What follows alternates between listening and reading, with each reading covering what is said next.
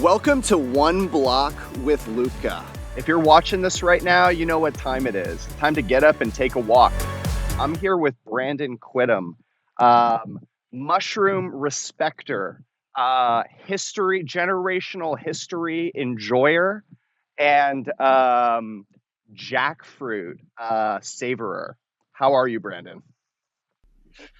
Love the intro. I'm doing great. Most people get jackfruit and durian confused. Although I do love jackfruit, I'm actually the durian aficionado. It's my favorite We've food. already learned something. Okay. When did you have it for the first time? I was in Thailand in 2014, and I thought it Nice. was kind of weird, maybe gross, but there was some weird compelling thing that I had to go back and eat it and eat it and eat it. And then I got over this hump of not really liking it. It's more like cheese than a fruit. And then it Mm. became a complete obsession.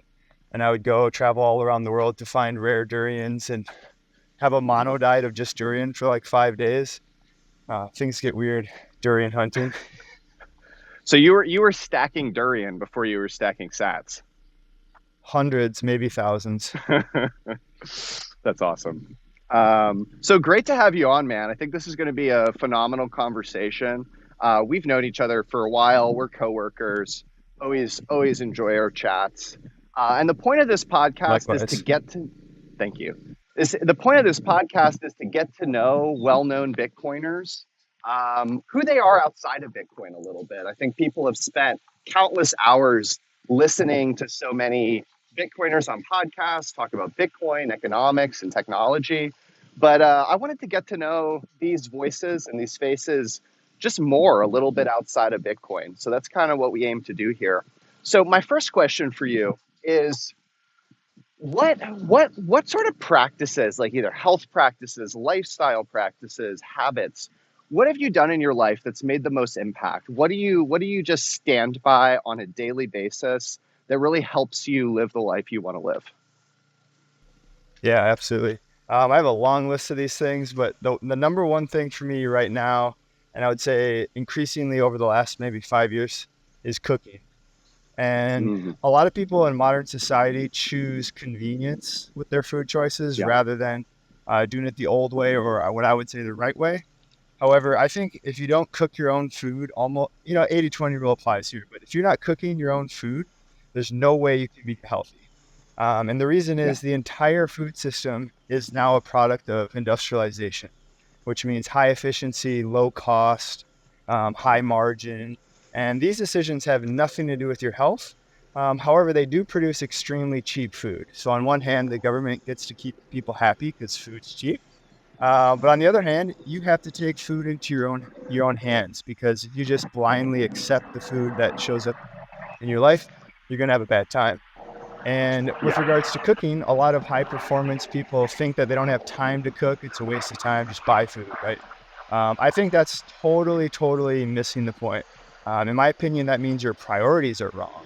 If you can't sit down and mm, spend 30 minutes a few times a week cooking, I think it's the right way to de-stress. It sets your body up to rest and digest, so you actually use the food you put in there, which essentially turns on your parasympathetic nervous system. This is good for many reasons to de-stress. It's also a very tribal thing, and I think humans yeah. throughout society trust each other around the fire, eating food, sharing food. It's a good family activity. It's a good social activity, and so that's a big one for me. That's awesome. Yeah, I think people, it definitely has become deprioritized increasingly in the modern world. Like, it's from not just the like food you get in the grocery store, but all the food delivery apps and fast food, casual fast food, and all of these sorts of things. What sorts of foods do you most prioritize? Like, you've definitely made the rounds on Twitter for liver in the smoothie. I remember. But what sort of foods or meals? Like, what are the ones you most prioritize that have the best impact on you? Yeah, absolutely. Sorry, I'm walking through some construction here. The first one is grass-fed beef. My family of three, myself, my wife, and a 1-year-old, we consume about one whole cow per year. And That's about 400 pounds of beef, Mm, maybe a little more depending on the cow. And that's our primary food source in terms of protein. And then eggs would be next. We probably consume 4 dozen eggs a week. My son eats at least 3 eggs a day. And so that's the foundation of all food, in my opinion. And yeah. shake your rancher's hand, get to know your farmer, buy high quality beef. It's a good cost. It's a good option. All it requires is a $200-300 investment in a chest freezer and a little bit of planning on learning how to cook new types of food. That's number one. Back to your comment about beef liver. There's no way I could let that one slide. I actually just drank a smoothie, which I do every morning, with raw beef liver. I just chopped it up into 5 gram cubes and throw 10 or 15 grams in the morning. And the reason that I take small doses of beef liver every single day is because most of the goodies in beef liver is water soluble, which means your Mm, body needs to use it right away or you pass it out in your urine. And so the trick is not to macro dose liver every other week, which is what I was doing. I'd feel like a yeah. god for 24 hours, but pee most of it out. Now it's a steady drip of nutrients every day in that smoothie. And so back to food. So meat, eggs, and then lots of fruit, seasonal fruit ideally, and small, medium amounts of vegetables based on what's in season, what I grow. And then I eat a lot of white rice and sourdough bread as well. Carbs are not the enemy, guys. That's totally crazy 100%. what people are saying today.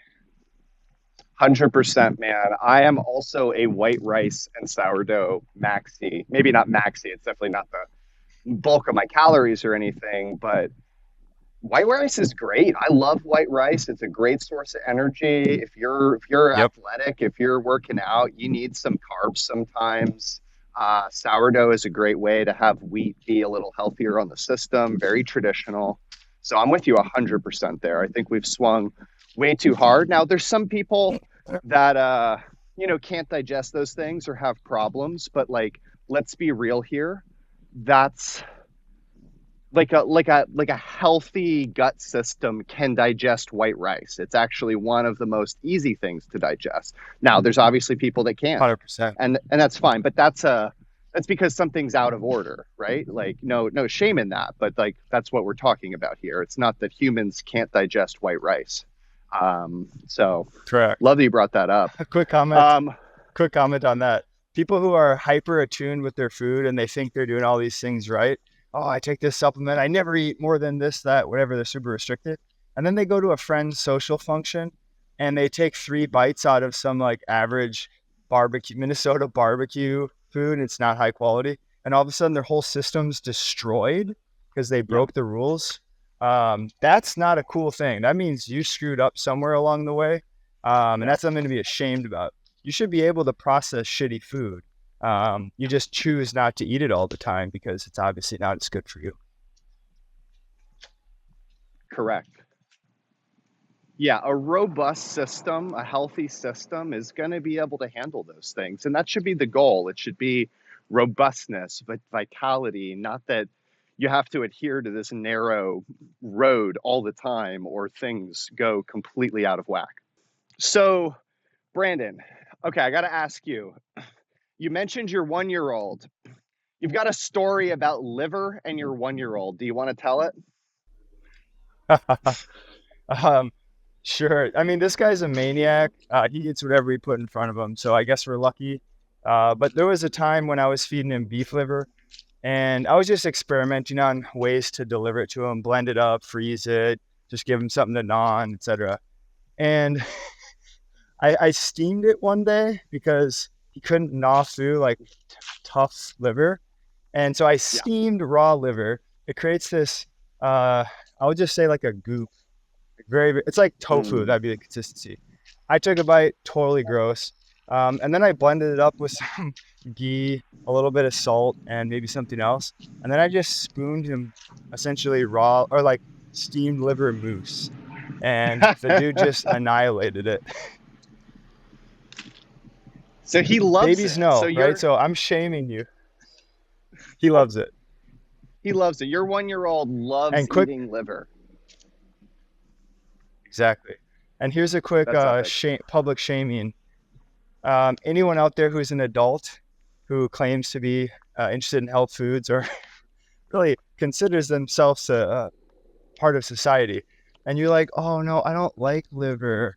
Okay, well, just know that my 1-year-old son eats it all day. So that's embarrassing for you. Savage, savage dunk heard around the world. Um, okay, one other topic. So shifting gears a little bit from health, what what values do you hold personally, or what virtues do you aspire to that are really critical to you, but you do not see reflected in society? And you think society as a whole right now is falling short of either these values or these virtues? Definitely. I've two things came to mind immediately. I'm going to start with one, which is responsibility. This one's very personal to me, but here, it goes something like this. As a man, and you look out through society, people are aimless, purposeless, sad. And you look around, why is everyone fat, sick, nearly dead, depressed, over medicated, diabetes, heart disease? It's embarrassing. We're the wealthiest country in the world and we're super unhealthy. Something's wrong. Um, I'll come back to that point. But on the responsibility side, I strongly believe that men need to strive for as much responsibility as they can possibly bear. And the reason is we're born to do that. And by doing that, it sets us up for more fulfillment in daily life. So it's just a little bit Mm, sweeter every day. And I think personally, the number one way I've introduced more is by having kids. And that's a yeah. whole nother rabbit hole. But I feel very strongly that that's a really good way for men to make life more meaningful. Would you agree that there is a an enshrinement of mediocrity? That we make excuses for mediocrity? Yes. Yeah, My God, yes. You can't have advanced math in school because some kids aren't ready for it. Are you yeah, kidding me? yeah, China produces yeah, more engineers than we produce college graduates.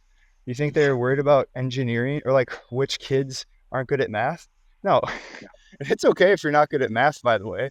That's totally reasonable. There's lots of valiant pursuits that are outside of that.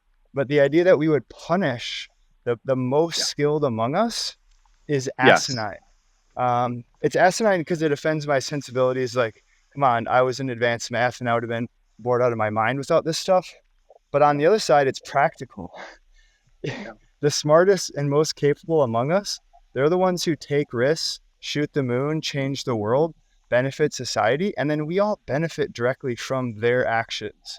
And so it's in our best behavior to develop the best among us because they're literally the only ones who can improve the rest of the world for everyone. You've hit So the let's nail let's on the head, though, because the tension here is that you're saying, and I'm not disagreeing with you, I agree with you, but you're saying that some people are more capable than others. And that's a controversial statement today. I don't think it should be.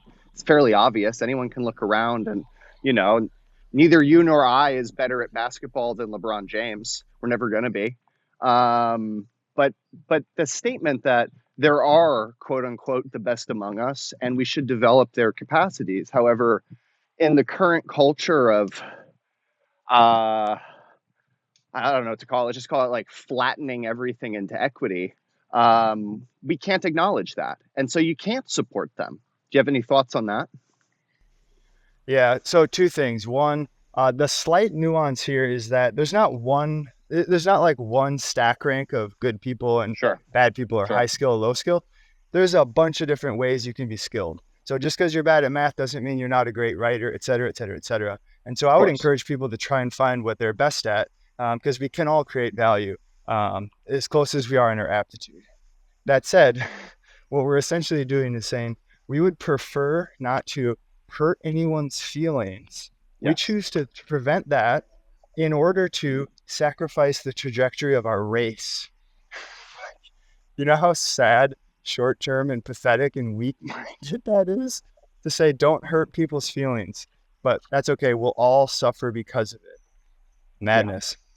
Yeah. Humanity as a whole, the whole human race will be held back because we can't deal with the tension of differing aptitudes. And it's so funny because we don't struggle with this in like 90% of cases, right? Like if you have a sibling who's not so smart, you don't kick them out of the family. You know what I mean? Like they're not disbarred from your family unit because they're not as smart as their older brother or whatever it is, right? Like humans have dealt with differences in capacity or whatever you want to call it for all of human history, and we've actually, proven to be quite altruistic and not, not Lord of the Flies.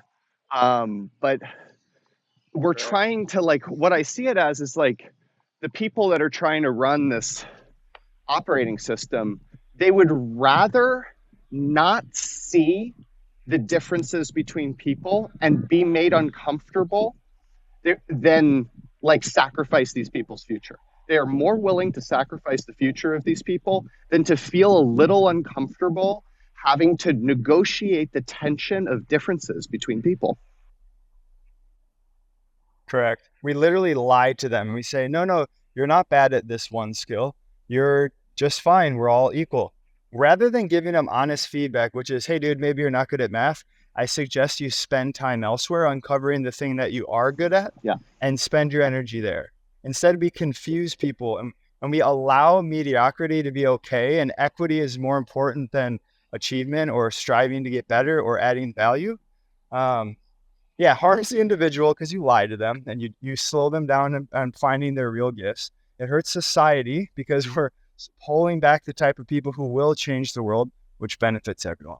Um, yeah, it's totally And nuts. it hurts, and it also hurts the people that like don't fall into the bucket, quote unquote, of being like high aptitude or whatever. Because what you're seeing in schools today is like literally, I saw this the other day. My someone I know, their middle school math teacher has stopped assigning homework because of equity reasons. That doesn't just harm the actually it harms the really smart kids less because their parents are probably going to seek out additional resources. It harms the people who are poorer. That's who that hurts. Like all because this teacher doesn't want Correct. to deal with facing down some of these challenges. Same with standardized testing. The reason we have standardized testing is because it normalizes raw talent across socioeconomic status. Yes. Okay. The kids who have wealthy parents who invest time and or resources into their child, they're going to have the extracurriculars. Their resume is going to look good. They're going to know the right people to grease Yep. the wheels. The kid who doesn't have those type of parents, they're not going to have those advantages. However, very intelligent, high skilled people are born into less well-to-do families all the time. And all they have to do is show up to the test one time, knock it out of the Yeah. park as they're born to do, and then they will rise to the top. The idea that we get rid of that just because wealthy parents send their kids to ACT tutors is nuts. The Yeah. ACT tutors or SAT tutors, they increase maybe 10, 20% on your output, which is not, that's not anything to do with this. Um, yeah, anyways, we're backwards in so many ways. Absolutely. Forest for the And it trees. has deep roots. Yeah, and it has deep roots. Like Nietzsche wrote about this to quite a degree in some of his work, where he talked about the difference in ethics between effectively Christianity is what he talked about, and like let's call it the aristocrat ethics which preceded it. And it was this toss up, this battle between the ethic of strength and capacity and the ethic of equality and the meek. And this is in no way, I'm really just describing what he said, and this is in no way a shot at Christianity, which did a lot of great things. But there is a tension between um, lionizing the victims and celebrating the pursuit of strength. And I'm not here to say what the right choice is there or how one should thread that needle, but there is a tension there. There's a tension between those two things. And he talked about it, hundreds of years ago. And I think it's that very tension that we see playing out in society today. Absolutely. And I think we are a social creature, right? So built into our hardwiring is to get along with other people. We're only effective as a species if we can form groups and Yeah. create goals and missions that one person cannot achieve. So that tender side of us, which is an Yeah. evolutionary advantageous skill, it essentially betrays us in a situation where we want inequality. You and I have talked about this Yeah. before. I've heard you talk about it on podcasts, but inequality is a good thing. Um, Inequality is true, right? Let's just start with that. It is a Yeah. fundamental reality in the world. Some people are taller, some people are shorter, smarter, faster, all these different skills. That's the base reality. Um, and so in that world, people will want to say, well, we have to hamstring the people who are good at some things and help the other people. I think this is totally wrong. And this goes back to previous conversation here today. We need to just unleash the people who have asymmetric skills in every single capacity, Yeah. and try to bring more people online to unleash their asymmetric skills, not the other way And around. and proof of this is like the vast majority of human beings are never going to invent a new energy technology. And yet every single person, rich or poor, powerful or weak, effective or ineffective, benefits from the cheap electricity flowing through our grids because somebody else invented that. There is asymmetric returns for everybody, high and low, from unleashing that sort of talent. Exactly. You let people take risks, and most of the risk doesn't work out, and that's okay. But the few risks that do pan out help everyone, right? So you just want to empower that ability to take risk. And yes, the people who take risks should be rewarded handsomely for their efforts, for their success. Sorry, not for their efforts. And whether we like it or Yes. not, the incentive to be rewarded for your work is what drives individuals. We are a sum of our incentives. And we can say we don't like that. We can say it offends our sensibilities. Fine. But that's the truth. And so if you want to coordinate society effectively, you have two ways. You can do it through free will, aka let the profit incentive, let the market system play out, or you can use force and say, hey, we'll just put the smartest people in the room and they redistribute wealth and they make all decisions for society, which of course is the fatal conceit from Hayek, assuming that the individuals are smarter than the market. Um, Yes. so let's just, let's be in aligned with our biology. Let's be in aligned with reality and how society works, and then do our best to smooth around the edges. Because yes, of course, all systems come at a cost. There's no such thing as a free lunch. People fall through the cracks. We need to help our brothers and sisters, et cetera, et cetera, et cetera. But we can't rip and replace the engine that drives all of the material wealth that we see around the world. Brandon, thank you so much for coming on. This was an absolute pleasure. I was looking forward to this conversation all week. Love to have you on again. And for those of you watching, thanks for tuning in. This has been One Block with Lubka. We have conversations with well-known Bitcoiners and pick their brains about the other topics that interest them. Thanks for listening.